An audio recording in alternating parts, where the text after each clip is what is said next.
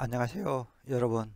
오늘의 천자문 사제는 41화 여모정열입니다. 여인여 사모할모 고들정 묘을 열자가 되겠습니다. 사자를 번역하면은 이 여인은 이 고든 품성 그리고 굳은 지조를 사모한다 또는 사모해야 한다가 되겠습니다. 정은 마음에 품은 뜻이 바르다, 옳곧다는 말이 되겠습니다. 열은 그 품은 뜻이 매우 단단하고 지극함을 말하니 정열이란 이 올곧은 마음이 어떠한 역경에도 바뀌지 않는다는 말이 되겠습니다. 예기에서는 여인들에게 삼종지도를 강조하고 있는데요. 어려서는 아버지를, 결혼해서는 지아비를, 이 남편이 죽고 나면 아들을 따라야 한다는 말이 되겠습니다. 유교를 국교로 삼은 조선시대에서는 이런 삼종지도는 당연시되었습니다. 그리고 남편이 죽은 뒤 수절하거나 남편의 목숨을 구하기 위해 자신을 희생하거나 또는 이 남편이 죽은 뒤 따라 죽는 이 여성이 생기면은 이 열녀라고 사람들이 칭송하며 열녀비를 세워주기도 합니다. 따라서 과거에는 여성은 남성을 위해 존재하는 것으로 인식되기도 했었죠. 이러한 인식은 현대적 시각에서 보면은 수긍하기는 매우 힘듭니다. 여인이 두 지아비를 섬기지 않는다는 말은 사기 전단열전에 나옵니다. 춘추시대 제나라 이 충신이었던 이 왕촉은 그를 회유하는 연나라 장수 악에게 다음과 같이 말합니다. 충신 불사 이군. 충신은 두 임금을 섬기지 않고 정여 불경 이부. 올바른 여인은 두 지아비로 갈아타지 않는다. 국기 파망 오불 능존. 나라는 이미 무너져 망했고 나는 나라를 존속시키지 못했다. 거무 거지 이병 위군장.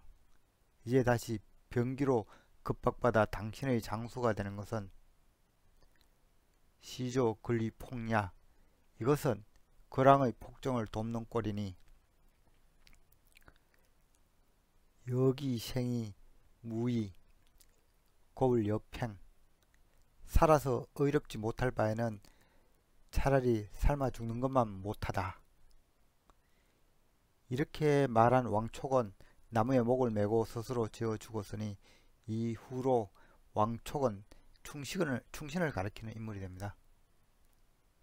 그럼 글자에 대해 살펴보도록 하겠습니다. 먼저 여인여를 설명드리겠습니다. 여인여의 각 글자는 여성의 이 젖가슴을 특징적으로 그리고 있고 또한 여성은 무릎을 꿇고 있습니다. 마치 순종적인 여성상을 표현한 것으로 오해할 수 있는데요. 이 머리에 관모가 세워진 형태가 많습니다. 이를 제대로 알기 위해서는 당시 시대상을 알 필요가 있는데요. 고대 신석기 시대는 시족 구조의 모계사였기 때문에 여성의 지위가 상당히 높았습니다. 그러나 청동기 이후 부족한 전쟁으로 왕권 국가로 발전해 나가면서 전쟁을 책임지는 남성이 득세하기 시작하고 모계사회는 부계사회로 변화되고 여성의 사회 진출은 막히게 됩니다. 따라서 각 골자에 나타난 여인의 모습은 시족사에서 제사장을 맡은 여인이 신에게 제를 올리는 모습이 되겠습니다. 그래서 많은 자양에는 제사장을 뜻하는 이 관모가 세워져 있습니다. 이러한 관모는 건문에 와서는 사라져 버리게 되는데요. 그래서 초기 각골문에서 여인녀는 경건하다는 의미가 있었습니다. 그러나 나중에 부계사회로 변화되면서 여인녀는 업신여기거나 부정적인 의미를 갖게 됩니다. 하지만 아직도 이 중국 티벳 소수 민족들 중에는 모계사회가 그대로 유지되고 있는 곳이 많습니다. 우리나라에서는 2016년 강원 평창군 하리 청동기 발굴 현장에서 비파형 동건과 함께 발견된 인골이 여성인 것으로 밝혀져 놀라움을 주기도 했는데요. 이는 청동기 시대 여성 제사장에 대한 새로운 발견으로 주목하게 됩니다. 실제 일본에선 청동기 야요이 시대에 여성 제사장인 히미코가 왕이 되었다는 기록이 남아있기도 합니다. 이 사진은 중국 구이조우에서 개최되는 사마제 여성 제사장 사진입니다. 사마는 목의 시족사에서 모시는 여신 이름입니다. 다음 자는 사무알모입니다. 이 자는 엎설막 아래에 이 마음 신자가 있는 형태입니다. 엎설막은 이 해가 점으로 숲속으로 떨어져 없어지다는 표현을 한 자형이 되겠습니다.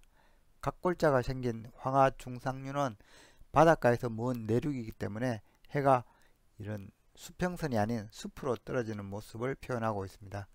각골자형은 이 숲을 아래로 떨어진 이 해를 그리고 있거나 이 숲을 사이에 가려진 해를 그리고 있습니다. 그래서 자형은 있던 것이 없어지다 혹은 없다는 의미를 전하고 있습니다. 또는 이 아득히 먼 산 아래로 이 해가 사라지는 이 풍경에서 넓다, 아득하다는 뜻도 있고, 그리고 해가 밤 동안 쉬러 들어간다는 풀이에서 편안하다, 조용하다는 뜻으로 쓰이기도 합니다. 그리고 해가 저물다는 의미로 사용될 경우에는 저물모로 읽기도 하는데요. 나중에 해가 저물다는 의미는 따로 분화되어 자형 아래에 해를 뜻하는 날일자가 다시 이렇게 추가되어서 저물모를 따로 만들어 사용하게 됩니다. 엎설막은 이 자형의 모습에서 이 풀이 해를 덮어 가리다는 풀이가 가능하여서 덮다, 봉하다는 뜻으로 쓰이기도 하는데요. 이때는 덮을 맥으로 읽습니다. 마무리하면 이 엎설막이 뜻하는 바는 없다, 말다, 불가하다, 편안하다, 조용하다, 아득하다 등이 되겠습니다. 마음심의 각골자형은 짐승의 심장을 본딴 것입니다. 심장은 이 생물, 동물의 중심에 있으며 심장 박동은 살아있다는 표시입니다. 고대인들은 그래서 심장에 생명의 본질, 즉 마음이 있다고 생각했습니다. 그래서 마음심이 뜻하는 바도 심장, 가슴, 마음, 의지, 생각, 중심, 생각하다 등이 되겠습니다. 사무알모는 이 마음심과 이 엎설막의 합자로 되어 있습니다. 이 자는 곁에 없는 일을 마음에 두고 생각한다는 의미가 됩니다. 또한 엎설막에는 이 해가 저물다는 뜻도 있어서 낮 동안 일을 나간 지아비가 해지는 저녁이 되어 돌아오기를 기다리는 이 지어미의 마음을 표시한 것일 수도 있겠습니다. 그래서 이 모가 뜻하는 바도 거리다, 사모하다, 뒤를 따르다, 생각하다, 우러러 받들다, 바라다 등이 되겠습니다. 다음 자는 고돌정입니다. 이 자는 전복자와 조개패의 합자로 보이지만 사실은 전복자와 소정자의 합자입니다. 전복자를 살펴보면은 고대 상나라에서 미래를 예측하는 대표적인 방법으로는 이 각골점을 사용하였습니다. 이는 거북의 이 각골에 여러가지 이 경우의 운수를 적어두고 이 각골의 안쪽에서 불에 달군 봉으로 찢어서 각골의 이 밖에 생기는 이 균열이 가리키는 이 방향, 즉 운수를 보고 미래를 예측하는 방식이었습니다. 각골에서 생긴 이 균열을 나타내는 자형이 바로 전복자가 되겠습니다. 그래서 전복자가 뜻하는 바도 점, 운수, 정계라는 의미를 갖고 있습니다. 이와 비슷한 자로는 점칠점이 있죠. 이 자는 전복자 아래 입구자가 있어서 각골의 균열을 이렇게 말로 풀이한다는 표현입니다. 그래서 점칠점은 점을 치다, 헤아리다, 구술하다는 뜻을 갖고 있습니다. 소정은 각골자를 보면은 제사를 올리던 이 솥단지를 묘사한 자형입니다. 위에 두 개의 귀와 아래에 두 개의 다리가 있고 다리에는 이 장식이 달려 있어서 제사를 위한 용도임을 알 수 있습니다. 소전으로 오면서 자행에서는 이 귀는 없어지고 다리 장식이 이렇게 부각되어 그려지고 있습니다. 청동기 시대 이 솥 유물들을 보면은 둥근 형태는 2개의 귀와 3개의 다리를 갖고 있으며 사각 형태는 4개의 다리를 갖고 있습니다. 이러한 형태의 솥에는 신에게 바칠 음식들을 이렇게 담았다고 합니다.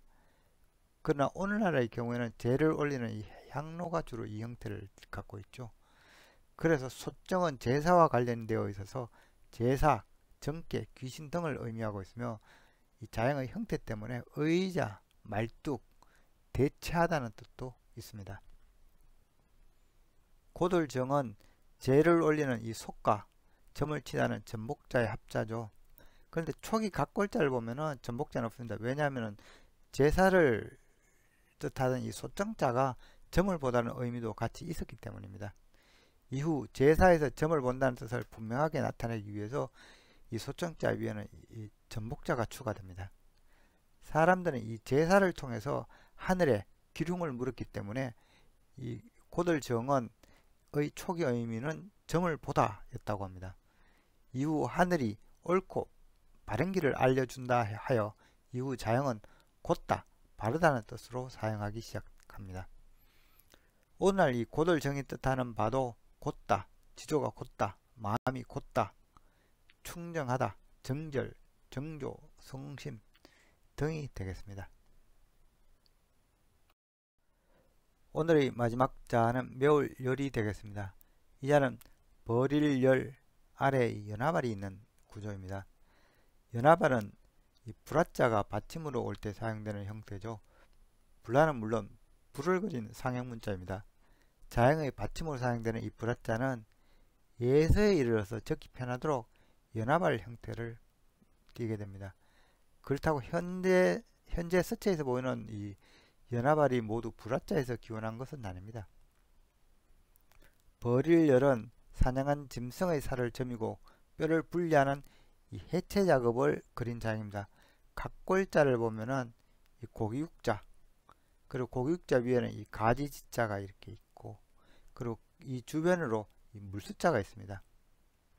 이 가지지는 이 고기에 달려있는 이 뼈, 그리고 물숫자는 여기서 고기에서 흘러내리는 핏물을 의미합니다. 건물은 이 물숫자, 그리고 고기육, 그리고 칼도자의 조합으로 그려지고 있죠. 이 자행은 이 칼로 이 피가 흐르는 고기를 잘라낸다는 모습이며, 자행은 이 큰 덩어리를 분리하여 널어놓다는 의미로 발전하기 시작합니다. 그래서 버릴열이 오늘날 뜻하는 바는 버리다, 펼치다, 늘어서다, 줄짓다, 나란히 서다, 분리하다, 진열하다, 순서를 매기다 등이 되겠습니다. 매울열의 검문자형은 이 동물의 가죽을 칼로 벗겨내는 모습을 그리고 있습니다. 이 자형은 가죽혁자를 매우 닮아 있지만은 가죽혁에서 보이는 이 머리 부분은 없습니다. 그리고 옆에 이 칼도자가 있어서 칼로 가죽을 저미는 모습을 연상시킵니다. 그래서 자형은 대단히 잔혹하거나 자극적인 것으로 풀이되었습니다. 소전자형은 이 가죽이 아니라 살코기를 저미는 이 버릴열자와 이 연화발의 조합으로 바뀌게 됩니다. 자형은 동물의 가죽을 벗기고 살을 도려내고 이 불에 태우는 자극적인 장면을 묘사했기 때문에 이 열은 강렬하다, 맵다는 의미를 갖게 됩니다. 그래서 매울열이 오늘날 뜻하는 바도 맵다, 세차다, 대단하다, 사납다, 엄하다, 구세다, 빛나다, 불사르다 등이 되겠습니다. 이상으로 오늘의 천자문 사자 여모정열, 즉 여인은 고든 품성과 굳은 지조를 사모해야 한다는 사자성어를 마치도록 하겠습니다. 여성에게만 이 남성 배필에게 헌신을 요구했던 이 과거 덕목은 남녀 평등이 강조되는 현대사회에서는 반론이 있을 수 있습니다. 그렇지만 전쟁이 빈번했던 당시 시대 상황을 볼 때 사회 체제를 유지하기 위한 방편으로 여인은 집안일에 충실하고 남자는 국가에 헌신하는 것으로 이렇게 따듬어진 것 같습니다. 나라에서도 이를 장려하고 그러면서 점차 남존 여비 사상이 사회 전반에 퍼지게 되지 않았나 생각해 봅니다. 공자께서도 여성을 바라보는 시각은 지금과 사뭇 달랐습니다. 자발, 유, 여자여, 소인, 오직 여자와 소인만은 위난, 양냐, 돌보기가 힘들다. 건지적, 불손, 가까이 하면 거만해지고 원지적, 원, 멀리하면 원망을 한다. 공자께서는 결혼해서 아들 하나를 두었으나 부인과 관계가 그렇게 좋지 않았습니다. 나중에 부인은 공자와 이혼하고 다른 남자에게로 개가를 하게 되죠. 이 공자의 높은 도덕적 기준에 그의 아내는 부합하지 못했던 것 같습니다. 춘추 전국시대에는 이 평민 여성이 제대로 된 교육을 받기란 하늘의 별따기였을 것입니다. 만약 그의 아내가 이 흔한스런 같이 배움을 이룬 여성이었다면 여성에 대한 그의 이 평가가 달라지지 않았을까요? 한편 요즘 양성평등이 많이 강조되고 있는데요. 그렇지만 남녀 간의 생리학적 차이점은 분명하며 생각하는 습성도 일치하지 않습니다. 요즘 말하는 남녀 평등에도 중용의 이치가 필요해 보입니다. 지금까지 시청해 주셔서 감사합니다.